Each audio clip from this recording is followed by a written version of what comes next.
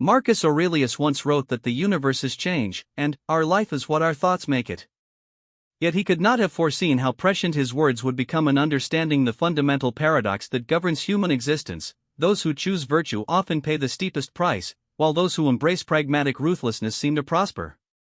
This ancient tension between moral idealism and political realism has shaped civilizations, destroyed empires, and continues to challenge every individual who dares to live by principles in a world that rewards expedience.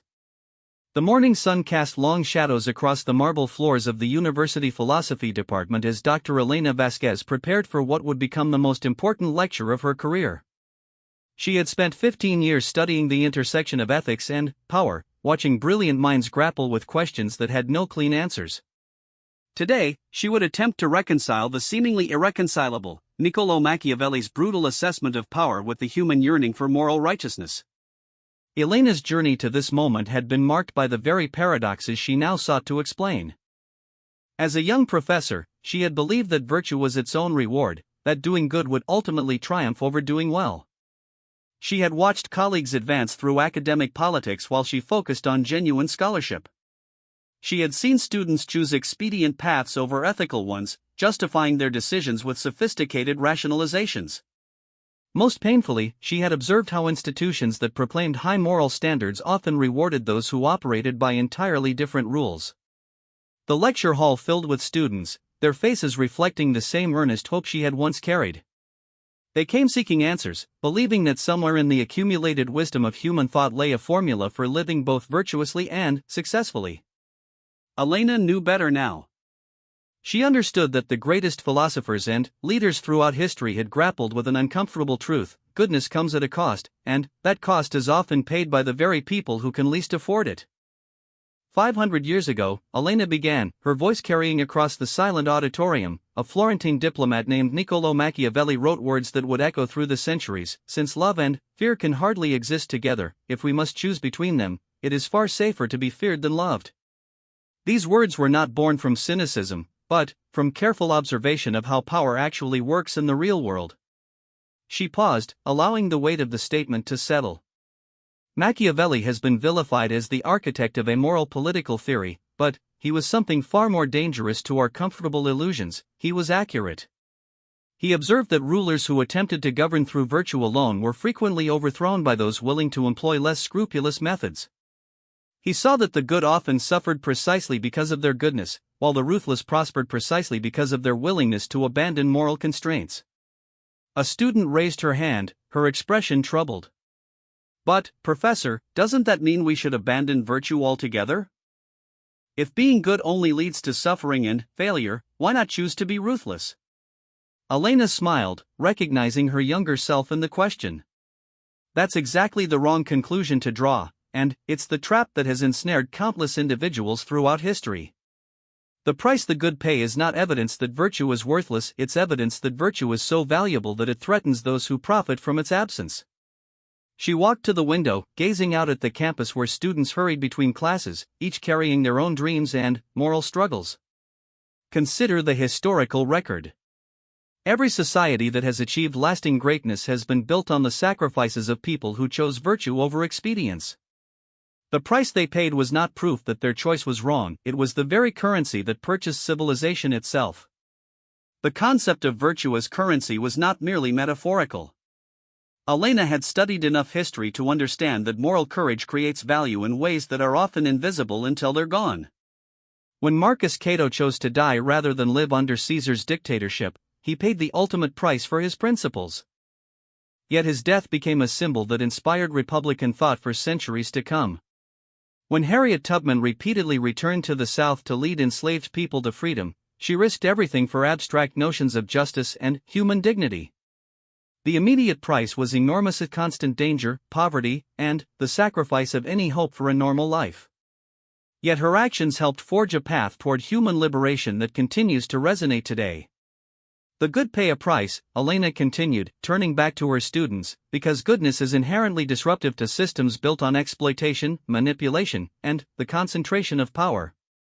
When someone chooses integrity over advancement, they threaten the entire structure that allows others to prosper through compromise. When someone refuses to participate in corruption, they make everyone around them uncomfortably aware of their own moral shortcuts. This was the first layer of Machiavelli's insight. He understood that virtue and power operate according to different logics. Virtue seeks to elevate human behavior according to universal principles. Power seeks to control outcomes according to particular interests. These two forces are not merely different, they are often fundamentally opposed. Elena had seen this opposition play out countless times in academic politics.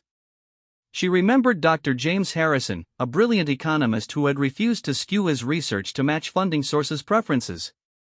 His work was methodologically superior to that of his colleagues, his insights more profound, his dedication to truth unwavering. Yet he remained an associate professor while others advanced to endowed chairs. The price of his intellectual integrity was professional advancement, financial security, and institutional influence. But Harrison's story also illustrated something deeper about the nature of virtue's cost. Those who choose goodness don't simply pay a price, they often pay a price on behalf of others. Harrison's rigorous standards elevated the entire field of economics, even if his colleagues didn't acknowledge it. His refusal to compromise forced others to work harder to justify their own shortcuts. His example created space for other scholars to maintain their integrity, even when it was costly. This brings us to the heart of Machiavelli's observation, Elena said, returning to her central theme. The good pay a price not because virtue is weak, but because virtue is so powerful that it must be contained, marginalized, or destroyed by those whose success depends on its absence. Every act of genuine goodness is a small revolution against the systems that profit from human weakness, selfishness, and fear.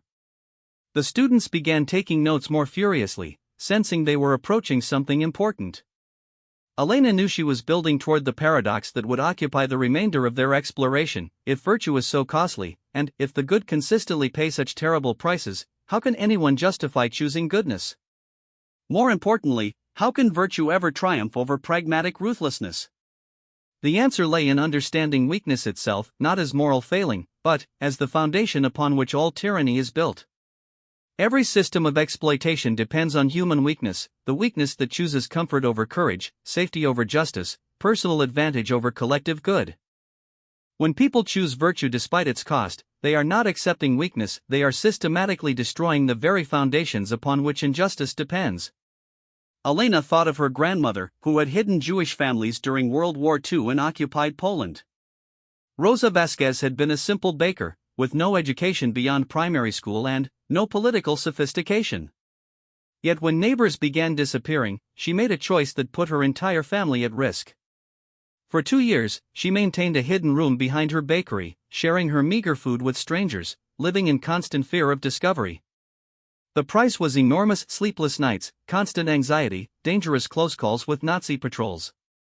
Rosa never spoke of those years as heroic. To her, she had simply done what was necessary, what any decent person would do. But Elena understood now that her grandmother had participated in something far more significant than individual heroism. She had refused to allow her own weakness, her fear, her desire for safety, her natural impulse towards self-preservation, to determine her actions. In doing so, she had made herself temporarily invulnerable to the very forces that were destroying her community. "This is where we encounter the second part of our paradox," Elena announced, setting up the transition that would carry them deeper into their exploration. Machiavelli observed that the good pay a terrible price, and he was right. But there's another dimension to his insight that is often overlooked: the man who destroys his weak self can never be destroyed by others. She wrote the phrase on the blackboard, the chalk clicking against the dark surface. What did he mean by this? How does the destruction of weakness create invulnerability? And, most importantly, how do we reconcile these two observations, that virtue is costly and that virtue creates strength?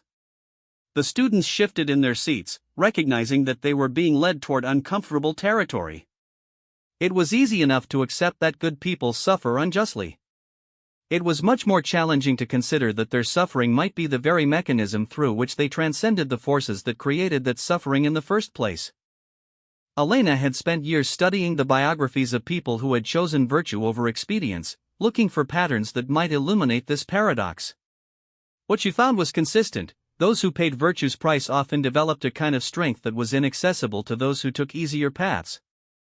Not the strength of domination or control, but the strength of self-possession, clarity, and unshakable inner authority. Frederick Douglass had chosen to resist slavery despite the terrible physical and psychological costs. Each act of resistance brought punishment, yet each punishment also demonstrated that his spirit remained unbroken. When he finally escaped, he carried within himself a strength that no amount of external force could touch. He had learned to endure suffering without being defined by it, to maintain dignity under conditions designed to destroy dignity, to hold on to hope when hope seemed irrational. These capacities made him more than a freed slave, they made him a force for liberation that changed the moral landscape of an entire nation. Similarly, Alexander Solzhenitsyn had chosen to bear witness to Soviet oppression despite the inevitable consequences. His years in the Gulag were a price paid for refusing to remain silent about injustice. Yet those same years forged within him a clarity about human nature and political power that enabled him to write works that ultimately contributed to the dissolution of the system that had imprisoned him. The price of his virtue became the foundation of his strength.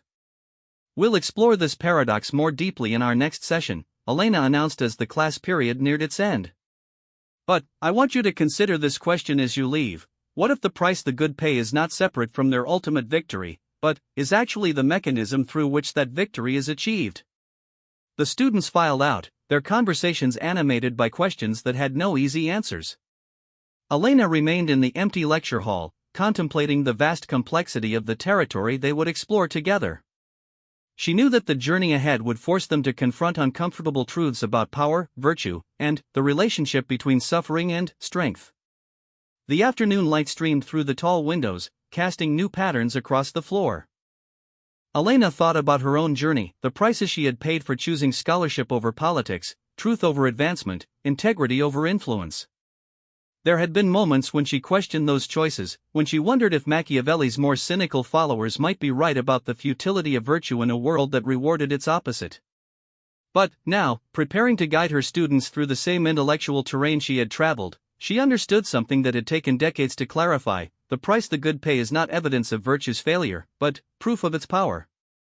Every sacrifice made for principle, every opportunity foregone for integrity, every hardship endured for justice is both a loss and a victory. It is a loss in the immediate terms by which the world measures success. It is a victory in the deeper terms by which character is forged and human civilization advances. The paradox was real, but it was not irreconcilable. Machiavelli had been right about the price of virtue, but he had also pointed toward its ultimate triumph. The man who destroys his weak self, who systematically eliminates the petty fears, selfish impulses, and moral compromises that make tyranny possible, creates within himself something that no external force can touch. This was not mystical thinking but practical observation. History was filled with examples of people who had paid virtue's price and emerged from that payment stronger than any force that opposed them. As Elena gathered her materials and prepared to leave the lecture hall, she felt the familiar mixture of excitement and trepidation that came with approaching profound questions. The next phase of their exploration would take them deeper into territory where philosophy met psychology, where ancient wisdom confronted modern understanding, where the theoretical became intensely personal. The price the good always pay was real, measurable, and often terrible. But that price was also the down payment on a kind of strength that no amount of worldly success could purchase. Understanding this paradox was not just an academic exercise, it was the key to living a life of meaning in a world that often seemed designed to punish meaning itself. Tomorrow, they would begin to explore how virtue's price becomes virtue's power, and how the destruction of weakness creates invulnerability. But, tonight, Elena would sit with the weight of her grandmother's memory, feeling again the profound complexity of choices made in darkness that create light for generations yet to come. The transformation of suffering into strength is not automatic, nor is it mystical. It requires a specific kind of engagement with adversity that most people instinctively avoid. Elena Vasquez had spent the night before her second lecture reviewing case studies of individuals who had successfully navigated this transformation, trying to identify the precise mechanisms by which virtue's price became virtue's power. What she discovered was both more complex and more practical than she had expected. The lecture hall buzzed with anticipation as students filed in, their faces reflecting the intellectual restlessness that came from grappling with unresolved paradoxes. Elena had assigned them to interview someone they knew who had made significant sacrifices for principle, and the preliminary discussions suggested they were beginning to understand the personal dimensions of their theoretical exploration. Before we examine how weakness becomes strength, Elena began, we must understand what weakness actually is. In common usage, we think of weakness as lack of physical power or absence of courage. But Machiavelli used the term in a more precise sense. For him, weakness was the condition of being controlled by forces outside oneself, by fear, by desire, by the opinions of others, by circumstances beyond one's control. She paused to let this definition settle. Strength, conversely, was self-possession, the capacity to act according to one's own judgment and principles regardless of external pressure. This is why he wrote that the man who destroys his weak self can never be destroyed by others. Once you eliminate the internal mechanisms by which external forces control your behavior, you become functionally invulnerable to the forms of power that dominate most human relationships. A student named David raised his hand. But, Professor, doesn't that make you vulnerable in other ways? If you refuse to be controlled by fear or desire for advancement, won't you be crushed by people who are willing to use those very forces against you? Elena smiled, recognizing the question she had wrestled with for years. That's exactly the paradox we need to unpack. Let me tell you about Captain James Stockdale. She moved to the center of the classroom, her voice taking on the cadence of narrative. Stockdale was a Navy pilot shot down over Vietnam in 1965. He spent 7.5 years in a North Vietnamese prison camp, much of it in solitary confinement, much of it under torture. As the senior American officer, he was responsible for maintaining morale and resistance among his fellow prisoners. The students leaned forward, sensing they were about to encounter something significant. Stockdale later wrote about what he called the Stockdale paradox. He observed that the prisoners who survived best were not the eternal optimists who believed they would be out by Christmas, then, by Easter, then, by the next Christmas. Those men were crushed by repeated disappointment. The survivors were those who confronted the brutal facts of their situation while maintaining unwavering faith that they would ultimately prevail. Elena walked to the window, looking out at the peaceful campus. But, here's the crucial part, Stockdale survived not despite his principles, but because of them. His commitment to duty, honor, and the welfare of his men gave him a framework for making decisions that preserved his sanity and dignity under conditions designed to destroy both. The North Vietnamese had overwhelming physical power over him, but they could not touch the part of himself that he had systematically strengthened through moral discipline. This was the key insight that Elena wanted her students to grasp. The destruction of weakness was not a passive process of enduring suffering. It was an active practice of choosing one's response to suffering according to principles that transcended immediate circumstances. Every time Stockdale chose to protect a fellow prisoner rather than seek personal advantage, every time he maintained military discipline rather than collaborate for better treatment, every time he upheld his code of honor rather than take an easier path, he was systematically eliminating the internal weaknesses that would have made him vulnerable to his captor's psychological manipulation. The process works like this, Elena continued, returning to face her students. Every human being possesses what we might call leverage points, internal desires, fears, and needs that can be manipulated by others. The desire for comfort, the fear of pain, the need for approval, the attachment to status or security. These leverage points are not inherently bad, but they become weaknesses when they determine our choices in situations that call for principle. She drew a diagram on the blackboard, showing how external forces connect to internal vulnerabilities. When someone threatens your comfort and you abandon your principles to preserve it, they have used your desire for comfort as a lever to control your behavior. When someone threatens your reputation and you compromise your integrity to protect it, they have used your need for approval as a mechanism of control. The more leverage points you have, the more vulnerable you are to manipulation, coercion, and corruption. A student named Sarah interjected, "But, Professor, doesn't that mean the strongest people are those who don't care about anything? Isn't that just another form of weakness, emotional numbness?" Elena nodded approvingly. Excellent question. The destruction of weakness is not the elimination of caring, it's the subordination of smaller cares to larger ones. Stockdale cared deeply about his fellow prisoners, about his duty as an officer, about his integrity as a man. But he cared about these things more than he cared about his personal comfort, his physical safety, or even his life. This distinction was crucial for understanding how virtue's price became virtue's power. The process was not about becoming indifferent to suffering, but about developing a hierarchy of values so clear and strong that external pressure could not force a rearrangement of priorities. When someone threatened what Stockdale valued less in order to make him betray what he valued more, the threat actually strengthened his position rather than weakening it. Elena thought of her own experience with academic politics. Early in her career, she had been vulnerable to criticism, desperate for approval, anxious about her professional future. These vulnerabilities had made her cautious in her research, diplomatic in her writing, careful to avoid controversial positions. But, as she had gradually clarified what mattered most to her, the pursuit of truth, the development of genuine scholarship, the education of students, these smaller concerns had lost their power to determine her choices. The transformation happens through practice, she explained. Every time you choose principle over expedience, you strengthen your capacity to make that choice again. Every time you accept a cost for virtue, you prove to yourself that you can survive that cost.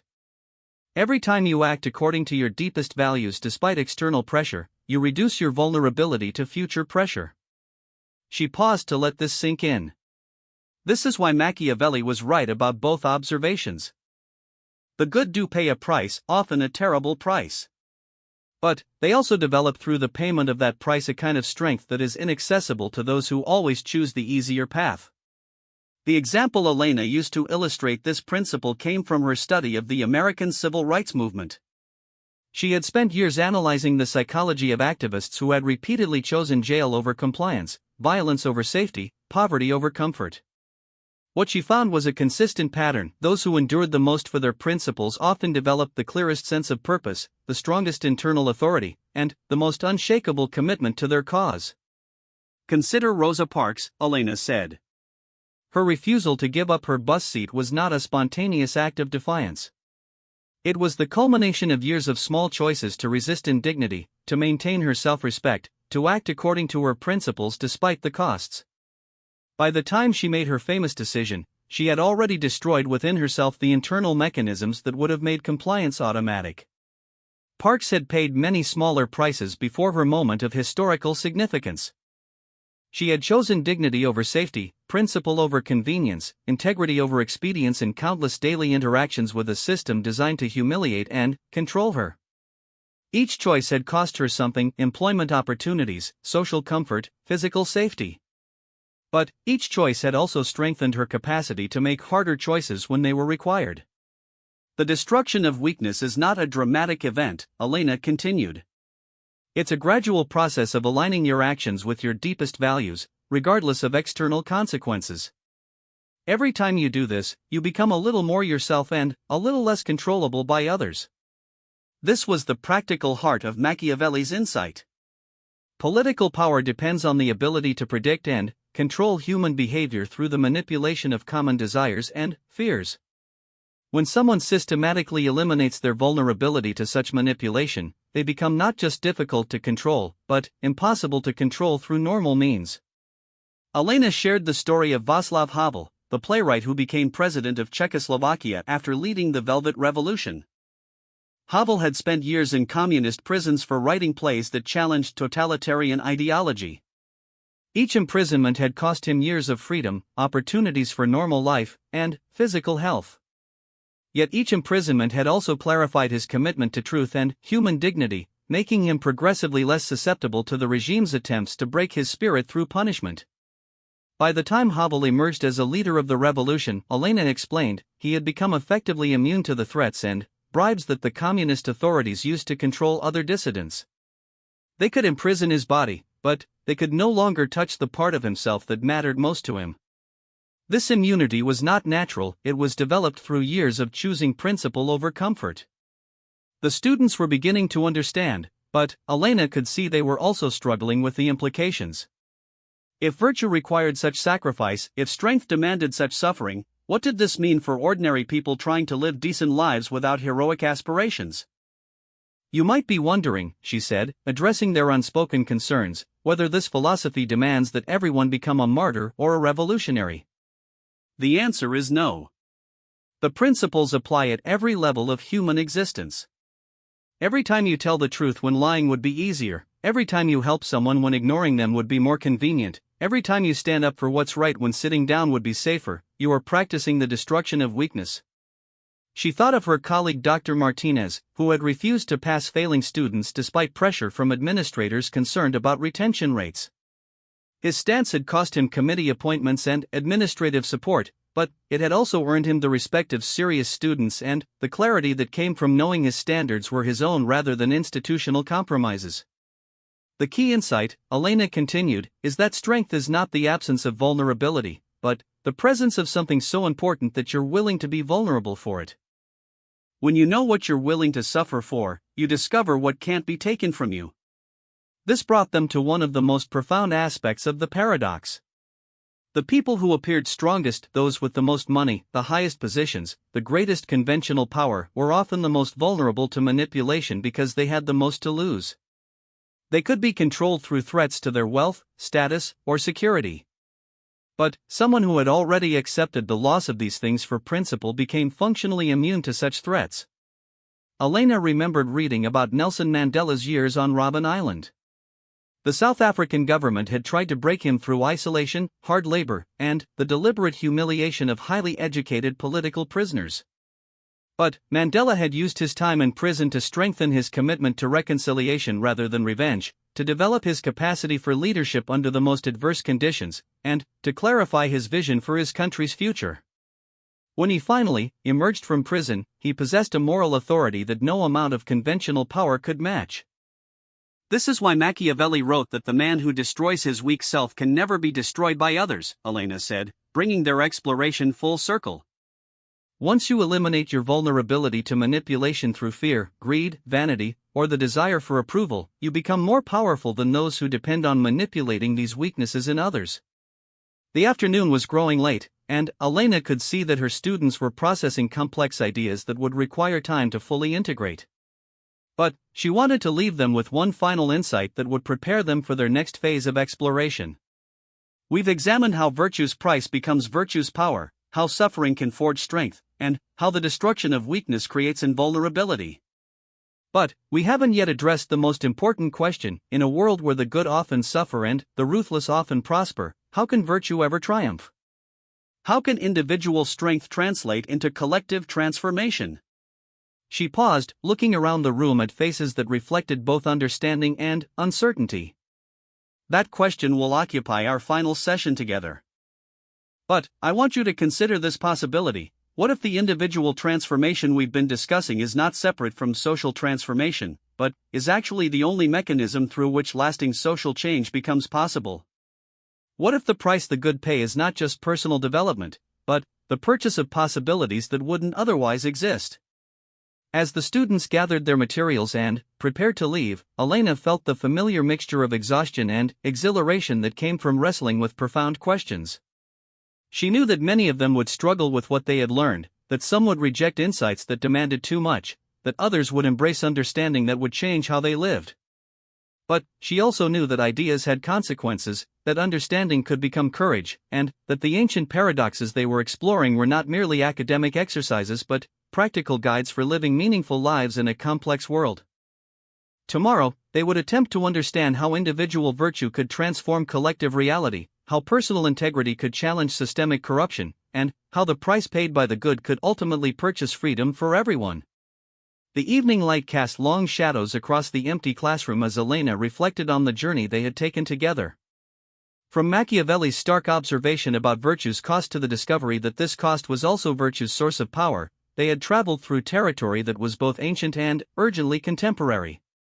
Every generation had to learn these lessons anew, had to discover for themselves the relationship between suffering and strength, between individual integrity and collective transformation. As she walked across the darkening campus, Elena thought about all the people throughout history who had paid virtue's price not because they were stronger than others, but because they understood that some things were more important than avoiding suffering. Their payments had accumulated over time, creating reserves of moral capital that made possible advances in human dignity, justice, and freedom that would have been impossible through purely pragmatic calculations. The price the good always pay was real, ongoing, and often terrible. But it was also the foundation upon which civilization itself was built, the mechanism through which individual character became collective possibility, and the only known path from what is to what ought to be.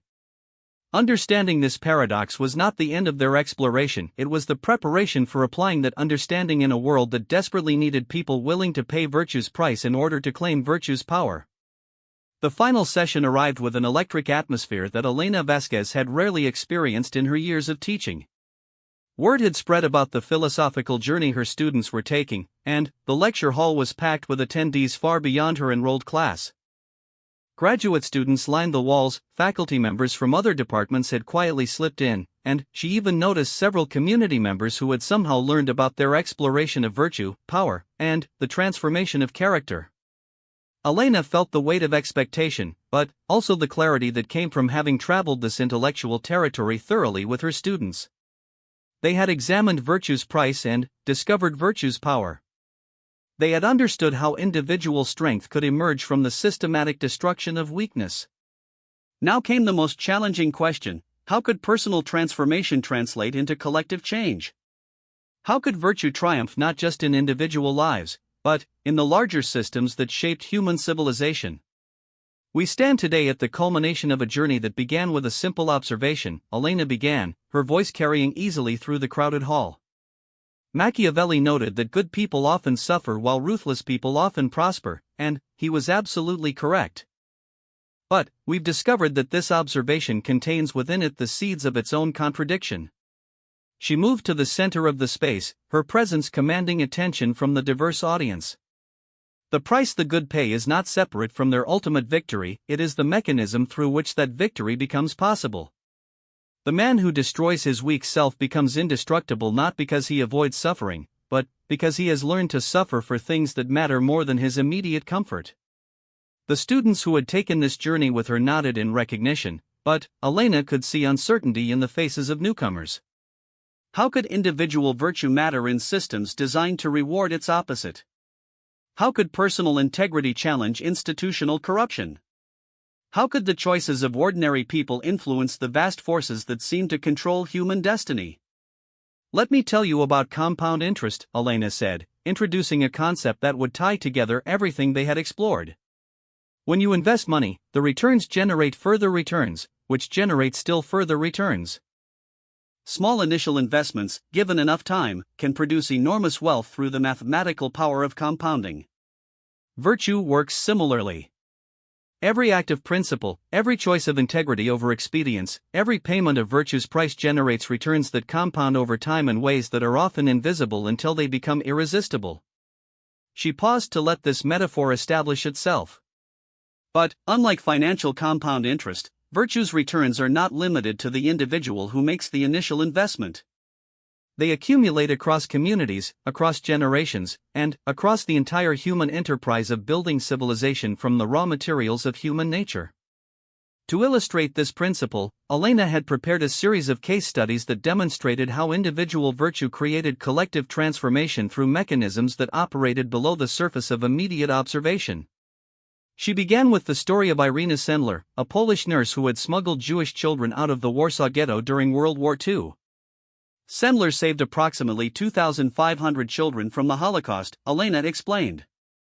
She paid an enormous personal price: capture, torture, a death sentence that was only commuted through the intervention of others. For decades after the war, she lived in obscurity, her story largely unknown. She appeared to be simply another good person who had suffered for her virtue in a world that rewarded different choices. Elena walked to the blackboard and began drawing connections. But Sendler's actions had consequences that extended far beyond her immediate rescue work. The children she saved went on to have children and grandchildren of their own, thousands of people who exist today because of her choices. Some became teachers, doctors, scientists, artists, leaders. Their contributions to human knowledge, human culture, and human progress are incalculable. She drew additional lines connecting to broader impacts. More importantly, Sendler's story, when it finally became known, inspired countless others to similar acts of courage. Teachers who read about her found strength to stand up for vulnerable students. Social workers discovered courage to challenge unjust systems. Ordinary citizens learned that individual action could matter even against overwhelming opposition. This was the first mechanism through which virtue's compound interest operated, the multiplication of impact across time and relationships. Every act of courage inspired other acts of courage. Every choice of integrity made it easier for others to choose integrity. Every payment of virtue's price reduced the cost of virtue for those who came after. But Elena knew this was only the beginning of the story. The deeper mechanism involved the way virtue gradually transformed the systems within which it operated. She turned to another historical example, the American Civil Rights Movement of the 1950s and 1960s. For decades before the movement achieved national prominence, Elena continued, individual African Americans had been paying virtue's price in countless small ways. Teachers who insisted on excellence despite inadequate resources. Business owners who maintained dignity despite discriminatory laws. Parents who taught their children to value education and integrity despite a system designed to discourage both. She began mapping a more complex network of influence on the blackboard. Each of these individual choices seemed insignificant against the massive machinery of institutional racism. What difference could one teacher make against segregated schools? What impact could one family's values have against systematic oppression? Elena paused for emphasis. But, collectively, these individual choices were creating something unprecedented, a community of people who possessed the internal strength necessary to challenge the entire system. When Rosa Parks refused to give up her seat, when Martin Luther King Jr. chose nonviolent resistance, when countless ordinary citizens risked everything to participate in protests and boycotts, they were drawing upon reserves of moral capital that had been accumulated through generations of people choosing virtue over expedience. This was the crucial insight that Elena wanted her audience to grasp. Social transformation did not happen through the sudden triumph of virtue over vice. It happened through the gradual accumulation of character, courage, and clarity among enough people to create a critical mass that could challenge existing power structures. The civil rights movement succeeded not because it convinced oppressors to abandon oppression, Elena explained, but because it demonstrated that the oppressed possessed a strength that made continued oppression impossible to maintain. When thousands of people proved they were willing to go to jail for their principles, to face violence without responding with violence, to sacrifice comfort for justice, they revealed that the entire system of control depended on assumptions about human nature that were simply false. A student near the back raised her hand. But, Professor, doesn't this take an incredibly long time? Are you saying that individual virtue only matters over generations? What about people who need justice now? Elena smiled, recognizing the urgency that drove so many people toward expedient solutions that ultimately perpetuated the problems they sought to solve. That's exactly the trap that leads people to abandon virtue for what seems like more practical approaches. They become impatient with virtue's timeline and choose strategies that promise faster results. She moved closer to her questioner. But, consider what happened when civil rights activists tried to shortcut the process of character development. When some leaders abandoned nonviolence for more militant approaches, when others compromised their principles for political advancement, when the movement began to rely on guilt and political manipulation rather than moral authority, it began to lose the very strength that had made it powerful. This was one of the most important lessons Elena had learned from her studies: virtue could not be hurried without being corrupted. The compound interest of virtue operated according to its own timeline, and attempts to accelerate the process usually destroyed the very mechanisms that made transformation possible. The power of virtue is that it changes people from the inside out, she continued. It creates individuals who cannot be corrupted, intimidated, or controlled through normal means. But this internal transformation takes time, practice, and usually suffering. There are no shortcuts to genuine strength. Elena thought of her own impatience as a younger scholar, her frustration with the slow pace of institutional change, her temptation to use political maneuvering rather than scholarly excellence to advance her career. She had learned through experience that every shortcut extracted a price in integrity, and that the loss of integrity made meaningful achievement impossible. But, there's another dimension to virtue's compound interest that we haven't yet explored, Elena said, introducing the concept that would bring their journey to its culmination. When someone develops genuine strength through the systematic destruction of their weak self, they become not just difficult to control, but actively infectious. Their presence changes the moral atmosphere around them in ways that are often unconscious but always powerful. She shared the story of a high school principal she had studied, a woman named Maria Santos who had transformed one of the most troubled schools in Los Angeles through what could only be described as the contagion of virtue. Santos had inherited a school plagued by violence, academic failure, and despair. Rather than implementing new policies or seeking additional funding, she had simply begun modeling the behavior she wanted to see. Santos arrived at school early and stayed late, not because she expected others to do the same, but because she was committed to her students' success. She treated every person with respect, regardless of their behavior toward her. She maintained unwavering standards while providing unwavering support. She refused to make excuses for failure while never giving up on anyone's potential for growth. Elena traced the ripple effects on the blackboard. Within months, teachers who had been going through the motions began staying longer to help struggling students. Students who had been disruptive began policing their own behavior. Parents who had been absent began engaging with their children's education.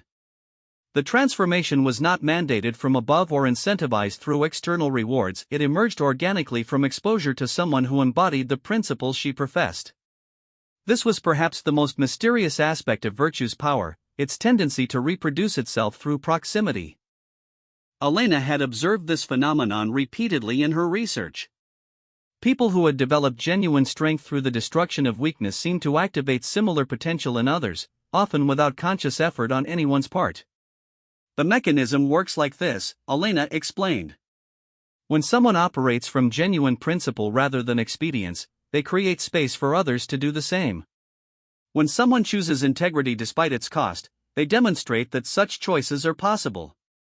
When someone maintains dignity under pressure, they reveal that dignity is not dependent on external circumstances. She thought of her grandmother again, Rosa Vasquez, whose quiet courage during the war had influenced not only her own family but neighbors, customers, and an entire community. People had learned from Rosa's example that ordinary citizens could make extraordinary choices, that heroism was accessible to anyone willing to pay its price. This is why totalitarian systems always target virtue first, Elena continued. They understand that virtue is genuinely subversive not because it directly challenges political authority, but because it demonstrates that people can be stronger than the forces that seek to control them. Every person of genuine principle is a walking refutation of the assumptions upon which tyranny depends. As Elena neared the end of her presentation, she could feel the intellectual energy in the room building toward a conclusion that none of them could have anticipated when they began this journey. The price the good always pay was real, ongoing, and often terrible. But that price was also an investment in possibilities that would otherwise never exist, a down payment on strength that could not be purchased through any other currency. Machiavelli was right, Elena said, returning to where they had begun. The good do pay a price, often the ultimate price. But he was also right about something else: the man who destroys his weak self can never be destroyed by others. These two observations are not contradictory, they are complementary parts of a larger truth about how individual character creates collective possibility. She paused, looking around the crowded room at faces that reflected the complexity of what they had explored together. Every generation faces a choice between virtue and expedience, between principle and pragmatism, between paying virtue's price and accepting vice's bargain. The choice cannot be made collectively, it can only be made by individuals, one person at a time, one decision at a time. Elena thought about all the people throughout history who had made this choice, the teachers who had maintained standards despite pressure to lower them, the business owners who had treated employees with dignity despite competitive disadvantage, the parents who had taught character despite cultural messages that emphasized success over integrity, the citizens who had spoken truth despite social costs. The compound interest of their virtue is all around us, she continued. Every freedom we enjoy, every right we take for granted, every assumption we make about human dignity and worth has been purchased with the accumulated payments of people who chose principle over expedience. We live in the returns generated by investments we did not make. A profound silence settled over the room as the full implications became clear. They were not just studying historical phenomena or abstract philosophy. They were examining the very mechanisms by which civilization advanced, by which justice became possible, by which individual choices created collective transformation. But we are also making choices that will determine the compound interest available to future generations, Elena said, bringing their exploration to its practical conclusion. Every time we choose virtue despite its cost, we make virtue more accessible to others. Every time we pay virtue's price, we reduce the cost that others will face. Every time we destroy weakness within ourselves, we make strength more available throughout our communities. She moved to the window, looking out at the campus where thousands of young people were preparing for lives that would test everything they had learned about character, courage, and the relationship between individual integrity and collective progress. The question is not whether virtue will triumph over vice, Elena said finally. The question is whether we will participate in virtue's triumph or remain spectators to its advance. The price the good always pay is the cost of admission to history's most important enterprise, the transformation of human potential into human achievement. As the session concluded and people began to file out, conversations sparked throughout the room. Students clustered around graduate students and faculty members, continuing discussions that Elena knew would extend far beyond the classroom. Ideas that had been planted would germinate, insights that had been shared would be tested, and principles that had been explored would be applied in ways that would generate their own compound interest across time.